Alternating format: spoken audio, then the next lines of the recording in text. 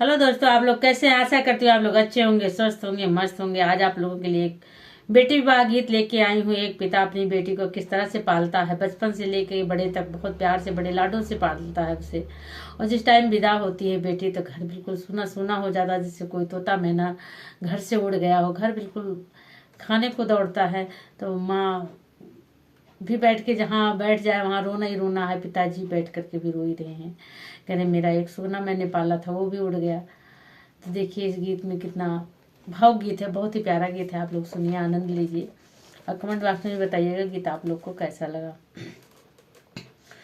उड़ी उड़ी सुगना माड़ुआ पे बैठई, अरे के ना दिए सुगना उड़ाई रे लाला नामा, अरे के ना दिए सुगना उड़ाई रे लाला नामा।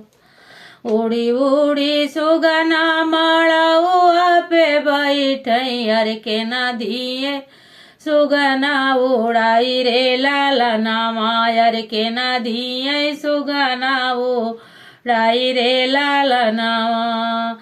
रोमाई सुंदर बियटी घर से बेघर भाई, अरे अब तो हम भाई ले पाराई रे लाला नामा, अरे अब तो हम भाई ले पाराई रे लाला नामा। रुआई सुंदर बियटी घर से बेघर भाई, अरे हम भाई ले पाराई रे लाला नामा, अरे अब हम भाई ले पाराई रे लाला नामा। पापा के पोसल सुगन के उड़ावई, अरे मम्मी माड़ुआ में रोई रे लाला नामा, अरे मम्मी माड़ुआ मारो रे लाला नामा। पापा के पोसल सुगन के उड़ावई, अरे मम्मी तो बैठी के रोई रे लाला नामा, अरे मम्मी तो बैठी के रोई रे लाला नामा। मुँह पे रुमाल दई के हंसई सुंदर दुल्हे, अरे हम लिए सुगना उड़ाई रे लाला नामा, अरे हम लिए सुगना उड़ाई रे लाला नामा।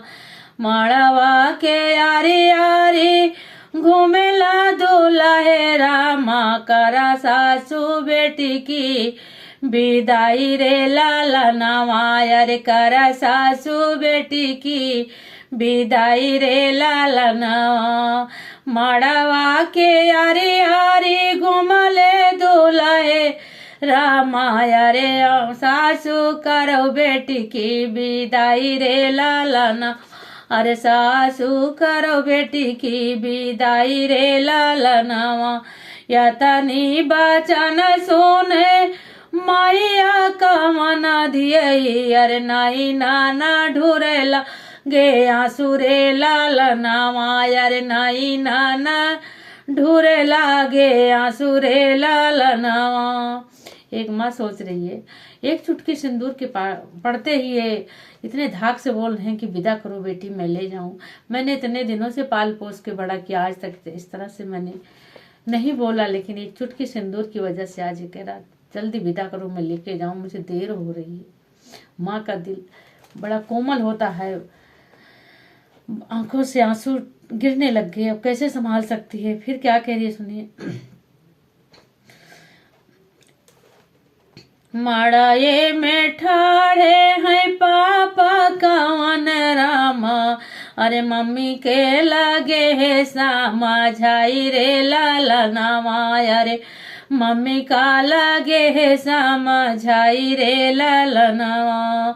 चुप रहा बचिया के मम्मी, चुप रहा धनिया हमारी, अरे हम जाबे बेटी सासू राल रे लाला नामा, अरे हम जाबे बेटी सासू राल रे लाला नामा। पापा के पोसल सुगन फिर आई, हई अरे बिटिया आई घर कई सान रे लालनवा अरे बिटिया यही घर कई सान रे लालनवा पापा के पोसल सुगन फिर आई है अरे बिटिया यही घर कई सान रे लालनवा अरे बिटिया यही घर कई सान रे लालनवा हंसी हंसी बोले दुलाहे कवन रामा चला दुल्हनी अपने सासु राल रे लालनवा यार चला दुल्हनी अपने सासु राल रे लालनवा हमारा घरा धाना तोहरा घरवा अरे हमरा परिवार है तोरा परिवारवा अरे हंसी हंसी दोनों बाती आई रे लालनवा अरे हंसी हंसी दोनों बाती आई रे लालनवा। जाओ बेटी जहाँ खुश रहो जहाँ भी रहो खुश रहो और हंसते मुस्कुराते रहो बस माँ बाप का यही वो रहती है।